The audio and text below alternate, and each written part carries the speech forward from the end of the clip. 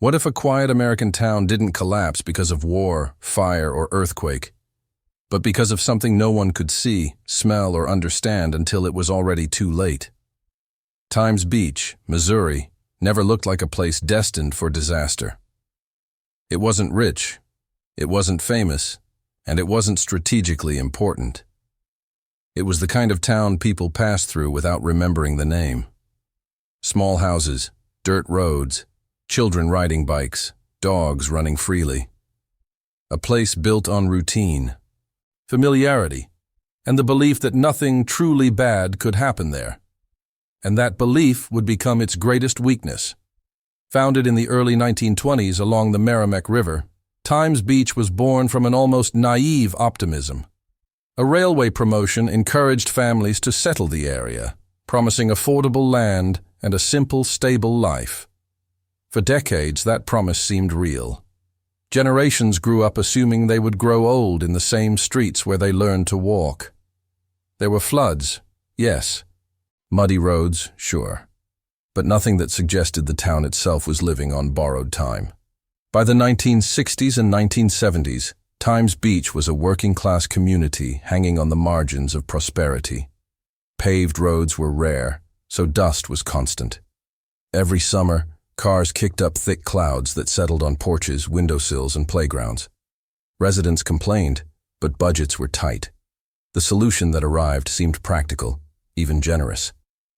Someone had offered to spray the roads with oil to keep the dust down. It worked. The dust disappeared almost overnight. No one asked too many questions. Why would they? The streets looked cleaner. The air felt calmer. Children played closer to the ground. Dogs rolled in the dirt. Horses grazed nearby. Life went on, undisturbed, unaware that the town had just crossed a line it could never uncross. What makes Times Beach so disturbing isn't the scale of its population, but the speed of its collapse.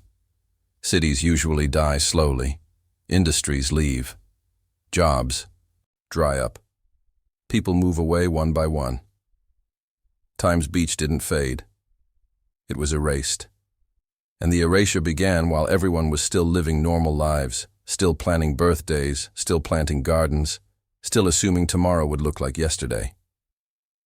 Years passed before whispers began, animals getting sick, birds dying suddenly, horses collapsing without explanation, then children, unusual illnesses, skin lesions, persistent headaches, fatigue that never seemed to go away. Doctors treated symptoms, not causes. No one connected the dots because no one could imagine what the dots actually were. The danger wasn't dramatic. There were no explosions, no sirens, no visible spill. It was quiet, patient, and absolute. The poison had already settled into the soil, bonded to the ground itself, embedding into the daily life of the town, every step, every breath, every touch of earth. By the time scientists and federal agencies began to pay attention, Times Beach was already compromised beyond repair. What had started as a harmless dust control measure had turned the entire town into a toxic environment, a place where simply existing carried risk, a place where staying meant slow exposure and leaving meant losing everything.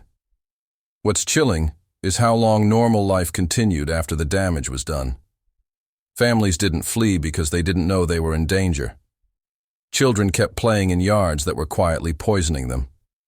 Pets slept on floors that carried invisible residue. The town lived in denial, not out of ignorance, but because the truth was unthinkable. Times Beach wasn't destroyed by a single moment. It was destroyed by trust. Trust in routine. Trust in authority. Trust in solutions that sound reasonable when no one explains the consequences. And by the time that trust shattered, the town's fate was already sealed. This is the beginning of the fastest collapse in modern history. Not because the warning signs weren't there, but because they were invisible to everyone who needed to see them. If this story is already unsettling you, take a moment to pause and really think about what just happened here. A town didn't collapse because of chaos or violence, but because people trusted something that sounded harmless. That's why understanding this story matters. If you're following this investigation so far, leave a comment sharing what shocked you the most up to this point. Was it how normal everything seemed? Or how long the danger went unnoticed? Reading your thoughts helps shape the next parts of this series. And if you want more deep, carefully researched stories about vanished towns, hidden disasters, and forgotten tragedies like this one, make sure to like this video and subscribe to the channel. Your support allows these stories to be told in full, without shortcuts. The most dangerous part of what happened in Times Beach wasn't negligence that looked like negligence. It was negligence disguised as routine, the kind that blends into everyday life so smoothly that no one thinks to question it until questioning no longer matters. The man hired to spray the roads wasn't a stranger to the town. He wasn't a shadowy figure operating at night. He showed up openly, with trucks and equipment, doing what looked like a public service. His name was Russell Bliss, a waste oil hauler who had been spraying roads across Missouri for years. His pitch was simple. Used industrial oil could suppress dust more cheaply than paving. Towns saved money. Residents breathed easier. Everybody won, at least on the surface. What no one in Times Beach knew was that this oil wasn't just oil. Bliss had access to chemical waste that no municipality should ever have allowed near homes. Waste generated by companies trying to quietly dispose of some of the most toxic byproducts of industrial production. Instead of being treated as hazardous material, it was mixed, diluted, and sprayed directly onto roads, yards, playgrounds, and horse arenas. There were no warning labels, no protective suits, no barriers. Children ran behind the spray trucks as if it were a summer game. Pets followed the smell. Dust turned into dark, damp soil that clung to shoes, tires, and skin.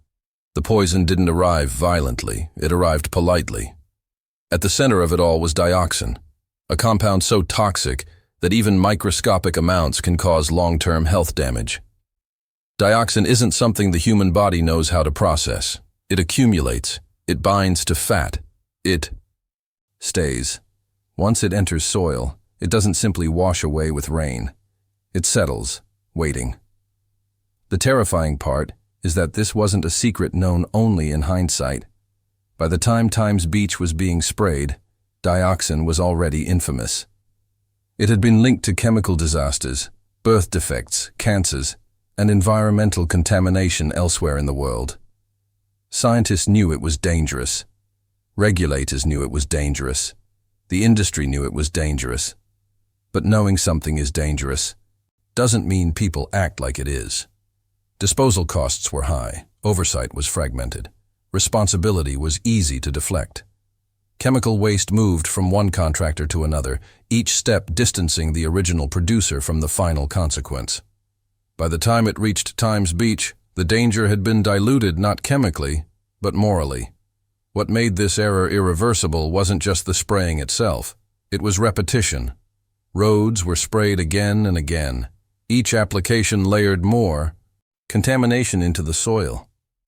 Floods from the nearby Merrimack River spread it further, carrying toxic sediment into homes and yards. Every flood wasn't just a natural disaster. It was a redistribution event. And still, no alarms went off. Residents complained about smells, about animals acting strangely, about unexplained illnesses. But complaints were scattered, individual, easy to dismiss. No one could see dioxin. No one could taste it. No one could point to a single moment and say, this is, when everything changed. That's why the collapse accelerated without resistance. By the time environmental investigators finally took samples and ran tests, the numbers were staggering. Levels of dioxin far beyond what was considered safe. Not in one location, but across the entire town. Streets, yards, public spaces. The ground itself had become hazardous. This wasn't contamination that could be scrubbed away or fenced off in one corner. It was systemic, embedded, total, and suddenly, the realization hit with brutal clarity. Times Beach wasn't dealing with a cleanup problem. It was dealing with an extinction-level problem for a community. There was no safe zone to retreat to. no gradual fix. The error made years earlier had matured into something final. The most unsettling part is that no one in Times Beach consented to this risk. They weren't informed, they weren't warned, they weren't given a choice. They trusted that what was being done around them had been checked, approved, and understood. That trust would cost them their homes. If you had lived there at the time, would you have noticed something was wrong? Or would you, like everyone else, have accepted the calm surface and kept going? The first signs that something was terribly wrong didn't arrive with sirens or official warnings. They arrived quietly, in ways that were easy to explain away, easy to ignore, and impossible to connect at first. It started with animals, dogs that suddenly stopped eating, cats that lost their fur in patches, horses collapsing mid-stride, their legs giving out as if the ground itself had betrayed them. Farmers and residents noticed birds dead along fences and near water. Fish floated belly up after floods receded. These things were disturbing, but not unheard of. People blamed heat, disease, bad feed, bad luck. Life in rural towns had always included loss. Then it began happening more often. One horse arena became a focal point of unease. After the soil, there had been sprayed. Dozens of horses fell ill. Some developed open sores, others simply died. Veterinarians were confused. Tests showed nothing obvious. The arena was eventually shut down, but the explanation remained vague. Something in the ground was suspected, but nothing concrete was proven. And without proof, concern stayed contained. What made Times Beach especially vulnerable was how normal everything else still felt. Children were still going to school. Parents still went to work. Homes still stood. The town didn't look sick, so people assumed it wasn't. But children began showing symptoms no one could neatly explain. Persistent headaches, nosebleeds, skin rashes that didn't respond to treatment. Fatigue so deep it interfered with school and play. Some kids developed learning difficulties seemingly out of nowhere. Parents moved from doctor to doctor, collecting prescriptions and reassurances, never suspecting that the environment itself was the problem. Adults weren't spared either. Residents reported nausea, chronic respiratory issues, unexplained weight loss, and immune problems. But each case appeared isolated. One family here, one neighbor there. Without a visible pattern, fear stayed private. People rarely imagine that an entire town could be the source of illness. It's psychologically easier to believe in coincidence than contamination. Then the floods came. Times Beach flooded often, but this time the floods carried something far worse than water. As the Merrimack River overflowed, it spread contaminated soil across wider areas. Toxic sediment entered basements, coated furniture, soaked carpets, and settled into walls. When the water receded, residents cleaned the mud away, unknowingly spreading the poison further inside their homes. Every flood deepened the contamination. Every cleanup intensified exposure. Still, there were no warnings, no evacuation orders, no emergency broadcasts. The town was living inside a slow-motion disaster, with no language to describe it. The moment everything changed wasn't loud. It was clinical. Environmental investigators finally collected soil samples after repeated animal deaths raised red flags beyond what local authorities could ignore. When lab results came back, they were so alarming that some officials initially questioned whether a mistake had been made. The levels of dioxin were not just elevated, they were catastrophic. This wasn't background contamination. It wasn't a localized spill. It was saturation. In some areas, dioxin concentrations were hundreds of times higher than what was considered acceptable. And those areas weren't industrial sites or restricted zones. They were front yards, school grounds, residential streets. The realization hit hard and fast. The ground itself was poisoning the town. What made this moment especially haunting was the timeline. People had been living, breathing, and raising children in this environment for years. The damage wasn't hypothetical. It had already happened. The illnesses weren't future risks. They were current realities. And yet even then, there was hesitation. Officials debated thresholds. Agencies argued over responsibility. Questions of liability and cost slowed action. Meanwhile, residents waited, confused and afraid, sensing that something was being withheld from them. Times Beach had crossed a point of no return without knowing it. The soil could not be cleaned easily. Dioxin didn't degrade. It didn't dissipate. It stayed where it was, bonded to the earth, turning every inch of ground into a long-term hazard. The town wasn't just contaminated, it was fundamentally unsafe. The most devastating realization came quietly. There would be no safe way to continue living here. Not temporarily. Not with precautions. Not with partial cleanup. The ground that held the town together had become the very thing tearing it apart. If you were a parent standing in your yard at that moment, knowing your children had played there for years, what would you feel first? Fear? Anger? Betrayal? By the time officials began using words like toxic, hazardous, and uninhabitable, the damage to Times Beach was no longer theoretical. It had a name, and that name explained why there would be no recovery, no rebuilding, no second chance. The substance that sealed the city's fate was dioxin. Not a spill, not a leak, not an accident that could be cleaned and forgotten. Dioxin is one of the most dangerous synthetic chemicals ever created, and its presence in a residential town was never supposed to happen under any circumstance. Dioxin is not manufactured intentionally for consumer use. It is a byproduct, a toxic residue created during certain industrial processes, especially the production of herbicides, disinfectants, and chemical agents. It gained global notoriety during the Vietnam War through Agent Orange, where its effects caused long-term birth defects, cancers, and ecological devastation. By the time Times Beach was being sprayed, the dangers of dioxin were already documented, studied, and feared. What made Times Beach different was not ignorance at the scientific level. It was the path the chemical took to get there. The waste oil sprayed on the roads had originated from industrial facilities attempting to dispose of chemical byproducts cheaply and quietly. Instead of being treated as hazardous waste requiring controlled incineration or containment, it was handed off through layers of contractors, each step removing accountability.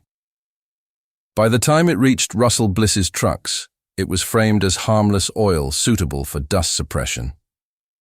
This was not a failure of chemistry. It was a failure of regulation, ethics, and enforcement. Dioxin does not behave like ordinary toxins. It does not evaporate. It does not break down easily in sunlight or rain. It binds to organic matter in soil and remains active for decades. Once released into the environment, it becomes part of it. That is why its presence in Times Beach was a death sentence for the town itself. When federal investigators mapped contamination levels, they realized something terrifying. There was no clean core, no untouched neighborhood. The toxin had spread through repeated spraying and flooding, saturating nearly every street and property. The contamination was not patchy. It was uniform. This eliminated the possibility of partial evacuation or selective cleanup.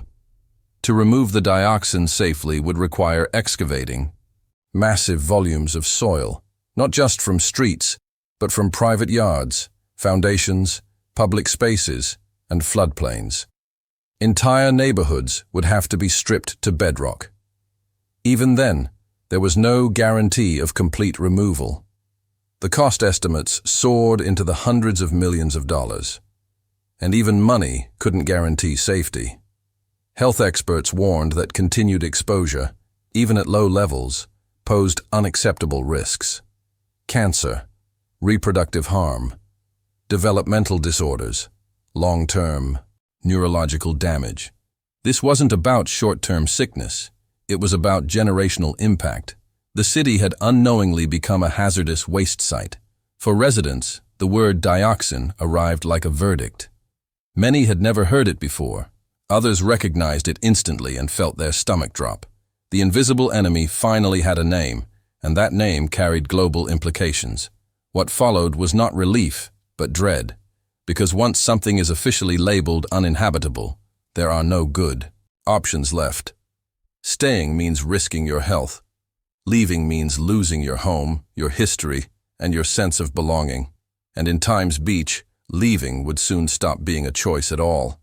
The chemical that was never meant to touch human life had rewritten the town's future.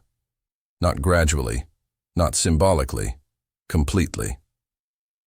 Once dioxin was identified, the story of Times Beach stopped being a mystery and became something far more disturbing.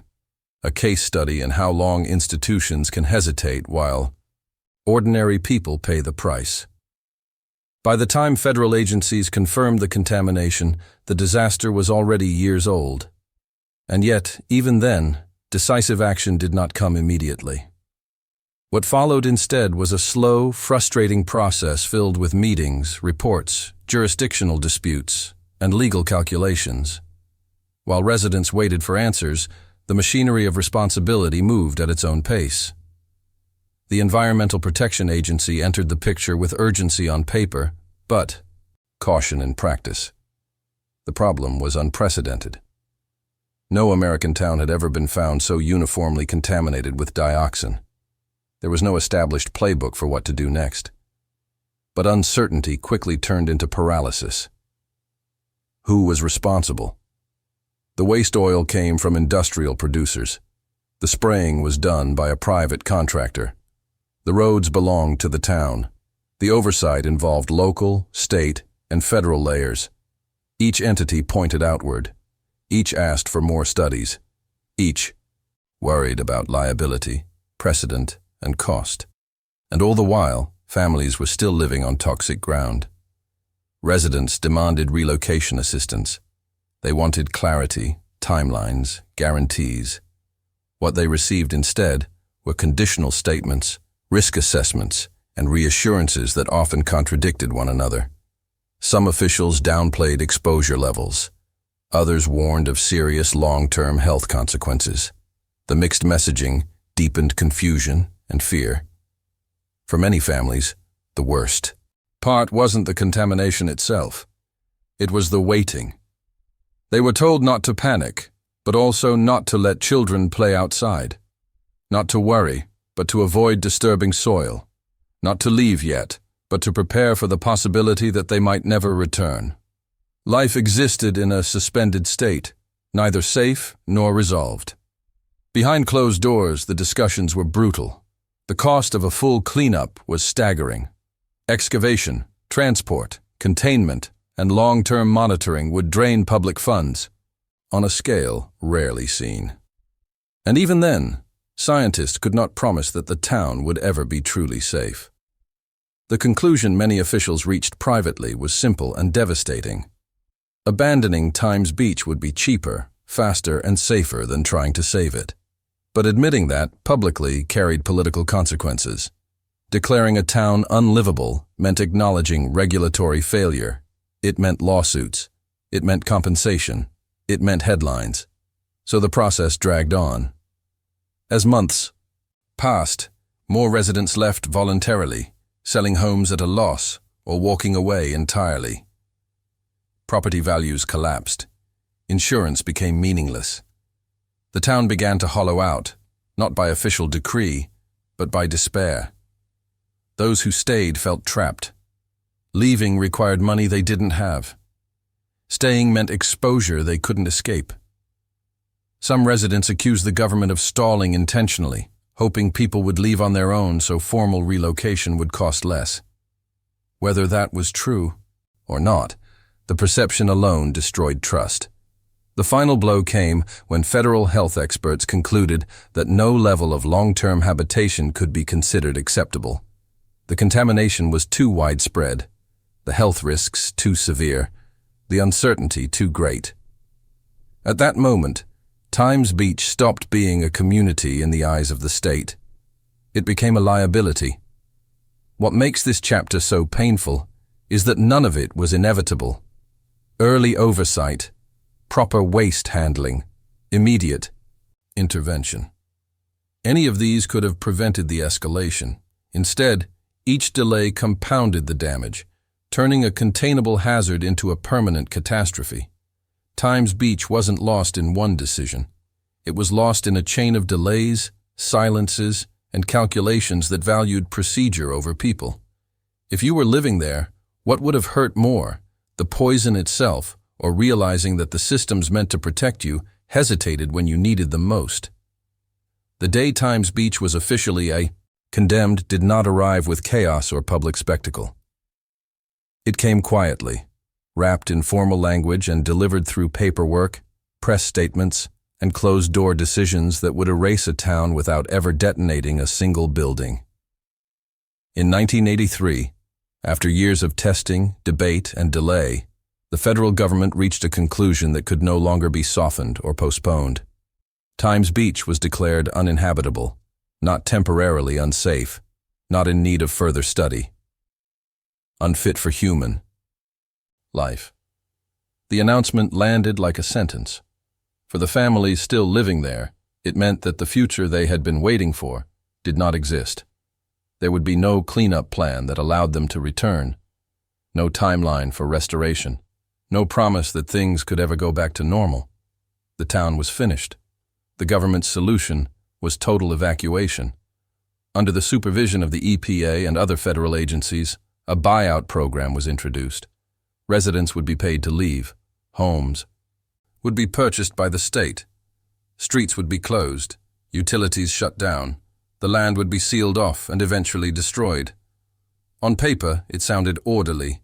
In reality, it was deeply traumatic. Families were given offers based on pre-contamination property values, numbers that did not reflect emotional attachment, personal history, or the reality of relocation costs. Some accepted immediately, desperate to escape. Others resisted, hoping for alternatives that would never come. There were no moving trucks provided by the government, no new homes waiting on the other side, just checks, deadlines, and the unspoken understanding that refusing meant staying on poisoned ground with no future. As evacuation accelerated, the town emptied fast. Houses that had been lived in for generations went dark one by one. Schools closed. Churches held their final services. Businesses shut their doors permanently. Times Beach didn't decay. It vanished. The most unsettling part was how methodical it all felt. Federal signs went up warning of contamination. Fences appeared. Access was restricted. Streets that once echoed with children's voices became silent corridors leading nowhere. The town wasn't dying naturally. It was being erased deliberately. For those who left last, the experience bordered on surreal. They packed belongings knowing they would never return. Some took handfuls of soil as keepsakes, unaware that even that carried risk.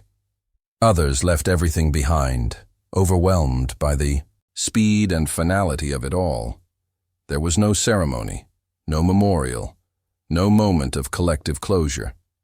Times Beach ceased to exist, not because people abandoned it, but because it was legally and scientifically condemned. A living community was reclassified as a hazardous zone, and once that line was crossed, there was no path back. If you had been forced to leave your home, knowing the decision was irreversible, what would you take with you, and what would you never be able to replace? What followed? The evacuation order wasn't relief. It was grief. A kind of grief that doesn't come with funerals or rituals because nothing technically died, yet everything that mattered was gone. Families didn't just lose houses. They lost orientation, identity, the quiet knowledge of where they belonged in the world. For decades, Times Beach had been more than a collection of buildings. It was where people knew which porch light meant help, which neighbor would watch your kids, which stretch of road flooded first after heavy rain. Those details don't transfer when you're forced out. They evaporate. When residents scattered, they didn't relocate together. They fractured. Some moved to nearby towns. Others left the state entirely. Children were pulled out of schools mid-year. Friendships dissolved overnight. Churches lost congregations. Entire social networks collapsed without warning. And there was something uniquely cruel about why they were leaving. This wasn't a fire that destroyed homes in a single night. There were no visible ruins to point to and say, that's why. Their houses still stood. Their streets still existed. From the outside, Times Beach looked intact. But they were being told that everything familiar was toxic, that the ground they trusted was dangerous, that returning, even to visit, could harm them. That kind of displacement leaves no closure. Many residents struggled with guilt and doubt. Parents questioned every scraped knee, every childhood illness. Had staying too long caused damage they couldn't undo? Had they unknowingly put their children at risk? These questions followed them long after they left, with no clear answers. Some families tried to recreate their old lives elsewhere, buying similar houses, planting gardens, hoping familiarity would heal the break. Others avoided talking about Times Beach altogether. It became a forbidden subject, too painful, too complicated, too unresolved. There was also anger at officials who delayed action. Anger at companies that dumped waste. Anger at a system that allowed a town to be poisoned and then quietly erased. Lawsuits followed, but legal settlements never felt like justice. Money replaced property, but it didn't replace certainty or trust. Children who grew up in Times Beach carried the experience differently. For some, it became a defining memory. The moment they learned that adults don't always know what they're doing, and that safety can vanish without warning. Others remembered only fragments, packing boxes, tense conversations, parents whispering late at night. Years later, many would describe the same feeling, growing up with the sense that home is temporary. Perhaps the most haunting loss was invisibility. Once evacuated, Times Beach faded quickly from public attention.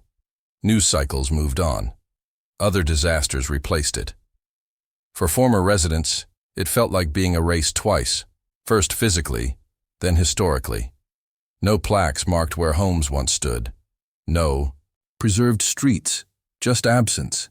And absence is hard to grieve because there's nothing left to visit.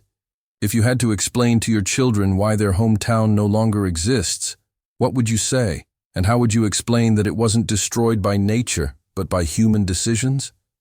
Once the last families left Times Beach, the town entered its final and most unsettling phase.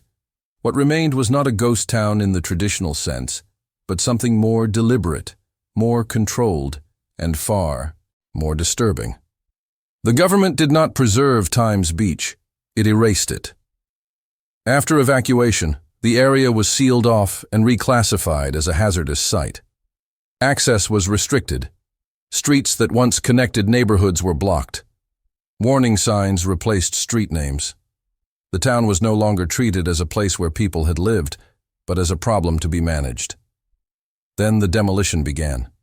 House by house, Times Beach was dismantled. Homes that still contained furniture, family photos, children's toys, and personal belongings were torn down. There was no effort to document interiors or preserve structures. The goal was not memory. The goal was elimination. Every building was considered contaminated. Wood, drywall, roofing materials, soil, and debris were collected and transported under strict controls. But even destruction wasn't enough.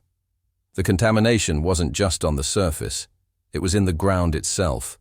Thousands of tons of toxic soil were excavated and moved to containment sites. Some materials were incinerated at extremely high temperatures in specialized facilities designed to neutralize dioxin. Others were buried under layers of protective barriers meant to isolate the poison indefinitely. At the center of this operation stood a single grim reality. Times Beach could not simply be abandoned. It had to be actively undone. The process took years. Heavy machinery moved through empty streets where children once played. Excavators tore into yards that had hosted birthday parties and summer barbecues. Foundations were ripped out. Trees were removed. The landscape was stripped until almost nothing recognizable remained. What made this phase especially chilling was the absence of witnesses. There were no residents left to watch, no protests, no crowds. The town disappeared quietly, away from public view. The silence made it easier, and perhaps that was the point. By the time cleanup efforts were officially declared complete, Times Beach no longer resembled a town at all. It was a blank space, a controlled void. Eventually, the land was repurposed. The site became Route 66 State Park, a place of trails, open fields, and river views. Visitors now walk paths where homes once stood, often without knowing it. There are no large monuments explaining what happened. No ruins, no preserved streets, just nature reclaiming ground that had been violently erased. And that may be the most unsettling outcome of all. Times Beach didn't become a cautionary landmark. It became easy to forget. People picnic where contamination once spread. Children play where evacuation orders once echoed. The land looks peaceful, even inviting. But beneath the surface lies a history that was deliberately buried, both physically and culturally. This wasn't just environmental cleanup. It was historical sterilization.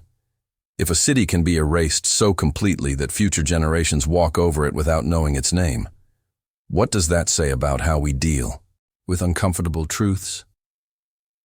When the dust settled, literally and figuratively, there was no city left to rebuild, but there were still questions to answer. What happens after a town dies? What becomes of its land, its memory, and its people when its name has been wiped from the map? For Times Beach, the aftermath was as strange as its destruction. The physical cleanup was over, but the psychological and political cleanup was only beginning. Once the bulldozers left and the last truck of contaminated soil was hauled away, what remained was an uneasy emptiness, a silence that begged for meaning. In the years that followed, the land went through an identity crisis. Officially, it was classified as remediated. Unofficially, it was a wound. Environmental monitors continued testing the soil, making sure contamination levels had dropped to what the government considered safe. That word, safe, hung in the air like a bitter joke. How do you declare safety on the graves of trust? The shiny area was later transformed into Route 66 State Park, a public space meant to symbolize renewal. Green grass, picnic tables, walking trails. A museum housed in a former gas station quietly told fragments of the story, displaying photos of Times Beach before its disappearance.